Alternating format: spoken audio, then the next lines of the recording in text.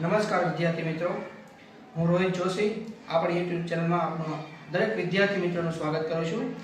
આ વિડિયો બનાવવાનું કારણ એક જ છે કે આપણે આ વર્ષે 2025માં દિવાળી વેકેશનમાં તમામ વિદ્યાર્થીઓ મિત્રોને હોમવર્ક આપેલું છે।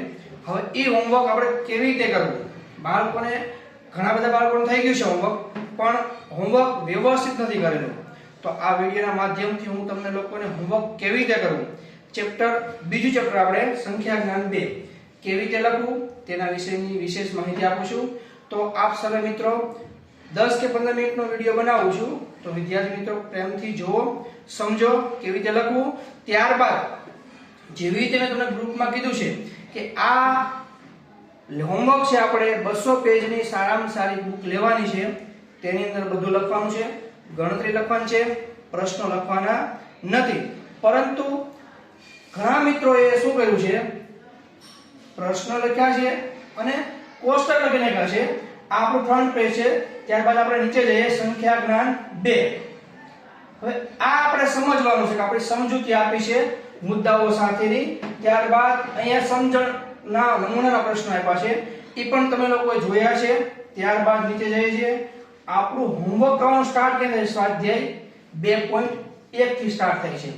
સ્વાધ્યાય 2.1 થી સ્ટાર્ટ થાય છે ને આપણે લખવું કેવી રીતે, તો એના વિશેની આપણે વાત કરવાની છે। સ્વાધ્યાય 2.1 માં તમે લોકોએ શું ભૂલ કરી છે, સીધું કોષ્ટક લખી નાખ્યું છે। આ કોષ્ટકમાં સીધા જવાબ લખી નાખ્યા છે, પરંતુ આવી રીતે સીધા જવાબ લખવાના નથી। તેના માટે તમારે કેવી રીતે લખવાના છે, ખાસ જોજો। પ્રશ્ન પહેલો, સ્વાધ્યાય 2.1 નીચેના કોષ્ટકમાં પ્રશ્નાર્થ ચિહ્નની જગ્યાએ આવતો જવાબ શોધવાનો છે। તો પહેલો પ્રશ્ન સમજાય છે, અંક આપ્યા છે 5 2 3 4 7। આ અંકો છે, 5 અંકોની પાસે આપ્યા છે। 5 અંકની સૌથી મોટી સંખ્યા બનાવવાની છે। તો દરેક વિદ્યાર્થીને ખબર છે કે મોટી સંખ્યા બનાવવા માટે ઉતરતો ક્રમમાં સંખ્યા લખો 7 5 4 3 2। મોટી સંખ્યા બની ગઈ, વચ્ચે ક્યાં અલ્પવિરામ આવશે નહીં। ત્યારબાદ બધા જ અંકોની નાની સંખ્યા બનાવી છે। તો નાની સંખ્યા બનાવવા માટે ચડતો ક્રમ લખવાનો છે। તો પહેલા નાની સંખ્યા 2 3 4 5 7। જો શૂન્ય આવે તો આપણે શૂન્યની જગ્યાએ પહેલા શૂન્યથી થોડી કઈ મોટી સંખ્યા લખવાની, ત્યારબાદ શૂન્યનો ક્રમ આવશે અને તેનો તફાવત એટલે બાદબાકી। જેવી કે મેં તમને બધા મિત્રોને ક્લાસમાં વાત કરી હતી, તફાવત એટલે શું, તફાવત એટલે બાદબાકી, સિમ્પલ। પરંતુ અહીંયા તફાવત એટલે મોટી સંખ્યામાંથી હંમેશા નાની સંખ્યા બાદ કરવી। હવે જઈએ આપણે પહેલું ઉદાહરણ આપણે સામે છે, બીજું ઉદાહરણ આપણે સમજીએ। પહેલો દાખલો કેવી રીતે આપણે લખવો। સંખ્યા છે આપણી પાસે, પ્રશ્ન 1 કેવી રીતે લખશું, જે આપણી પાસે મુદ્દો છે આખો પ્રશ્ન 1 નો કોષ્ટકમાં સામે આવતો જવાબ લખવાનો છે, બરાબર છે। આ પ્રશ્ન લખશું, ત્યારબાદ નીચેનો પ્રશ્ન પહેલો, બધું ક્રમવાઇઝ પેજમાં પરફેક્ટ લખશું, કોષ્ટક દોરવાનું નથી। ખાસ સમજો, આ વિડિયો એટલા માટે બનાવું છું કે હોમવર્ક ઘણા બધા બાળકોને થઈ ગયું છે પણ વ્યવસ્થિત નથી થયું, એટલા માટે સમજાવવા માટે લખ્યું છે। બનાવું છું પહેલા સંખ્યા, અંક છે આપણી પાસે 8, ત્યારબાદ છે 4, ત્યારબાદ છે 7, ત્યારબાદ છે 1 અને ત્યારબાદ છે 2। અંકો આપણી પાસે કુલ 5 અંકની સંખ્યા બનશે। હવે પહેલા આપણે મોટી સંખ્યા બનાવશું, તો મોટી સંખ્યા માટે ઉતરતો ક્રમ લખશું, મોટી સંખ્યા। તો ઉતરતા ક્રમમાં સૌથી પહેલા મોટા આવશે 8, ત્યારબાદ આવશે 7, ત્યારબાદ આવશે 4, ત્યારબાદ આવશે 2, ત્યારબાદ આવશે 1। આપણી પાસે સંખ્યા બની ગઈ 87421। વચ્ચે અહીંયા ક્યાંય અલ્પવિરામ આવશે નહીં। ત્યારબાદ નાની સંખ્યા, સૌથી પ્રથમ પહેલા આવશે 1, ત્યારબાદ આવશે 2, ત્યારબાદ આવશે 4, ત્યારબાદ આવશે 7, પછી આવશે 8। હવે આપણે નીચે લખશું એ સંખ્યાનો તફાવત। તો તફાવતમાં મોટી સંખ્યામાંથી નાની સંખ્યા શું કરશું, બાદ કરશું। તફાવત લખીએ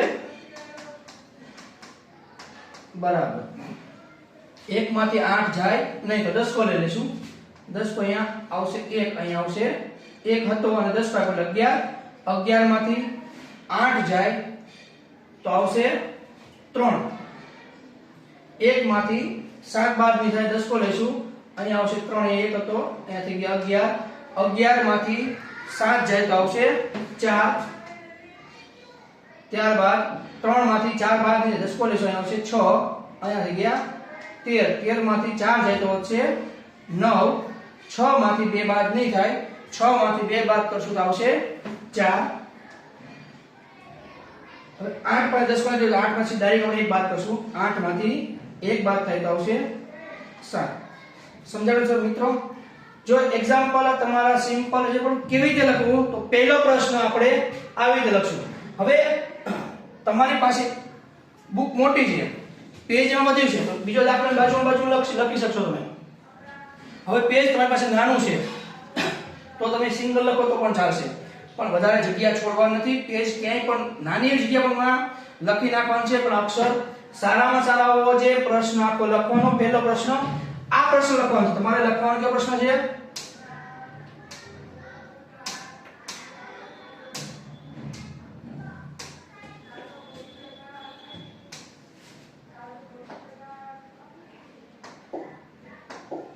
તમારે આ પ્રશ્ન લખવાનો છે, નીચેના કોષ્ટકમાં આવતો આ પ્રશ્ન લખવાનો છે. પછી આ પ્રશ્ન કે લખવાની જરૂર નથી, એવી રીતે આપણે જે આગળ તો સમજાવું તમને લોકોને.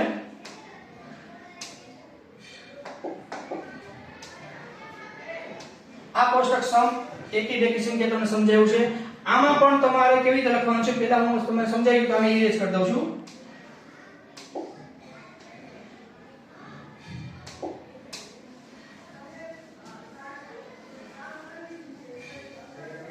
પ્રશ્ન 2 આપણી સમક્ષ છે. અંક છે 6 4 7 5 1. પ્રશ્ન 2 લખશું. પ્રશ્ન 2 જગ્યા આ મેઇન પ્રશ્ન છે, આખા સ્વાધ્યાયનો મેઇન પ્રશ્ન. એની અંદર 4 પેટા પ્રશ્ન છે, તો મેઇન પ્રશ્ન તો આપણે લખવો પડશે કે શું સમજાવે છે, કારણ કે તમારી બુક ચેક કરશું ત્યારે ખબર પડશે કે આ પ્રશ્ન હતો. તો આમાં આપણે મોટી સંખ્યા સમ, મોટી સંખ્યા વિષમ, પછી નાની સંખ્યા સમ, નાની સંખ્યા વિષમ, આ બધા લખવાના છે. તો એક સમજાવું છું. બીજો પહેલો પ્રશ્ન 6 4 7 5 2. હવે આપણે મોટી સંખ્યાની જ વાત કરીએ. મોટી સમ, મોટી વિષમ. અહીંયા બ્રેકેટમાં આપલા માટે આપું છું. સમ એટલે શું?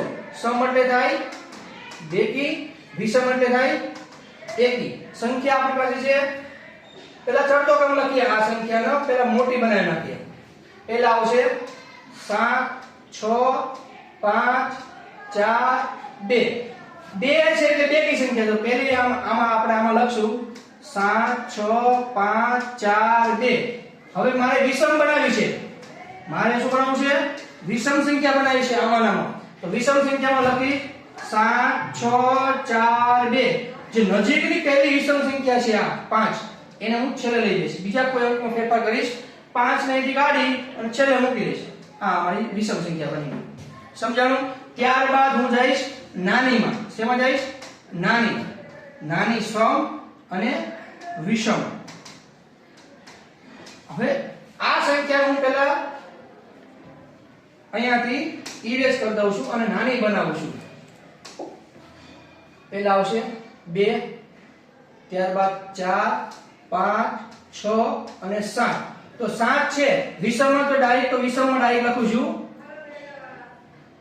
2 4 5 6 7. સીધી વિષમમાં લખી નાખી. હવે ડાયરેક્ટ લખું છું બાકીની સંખ્યા. સમ બનાવી 6 છેલ્લે આવી જાય, 7 પહેલા આવી જાય. 2 4 5 7 6. સમજાય મિત્રો? એવી રીતે કોષ્ટક 2 પણ આપણો પૂરો થઈ જશે. કોષ્ટક 3 સંખ્યાની ફક્ત અદલા બદલી કરવાની છે. એ પણ તમને સમજાવી દઉં. પહેલા તમે જોઈ લો ધ્યાનથી, વ્યવસ્થિત નિરાતે. કે આપણે શું કહ્યું છે? અંકો 5 અંકો આપણે આપ્યા હતા. 5 અંકને આપણે સમ બેકી બનાવી, વિષમ બનાવી મોટી સંખ્યામાં, ત્યારબાદ નાનીમાં સમ બનાવી, વિષમ બનાવી. હવે આવી તમારે અલગ અલગ દરેક સંખ્યાને અલગ અલગ લખવાની છે. એક જ કોષ્ટકમાં બધું લખી નાખવાનું.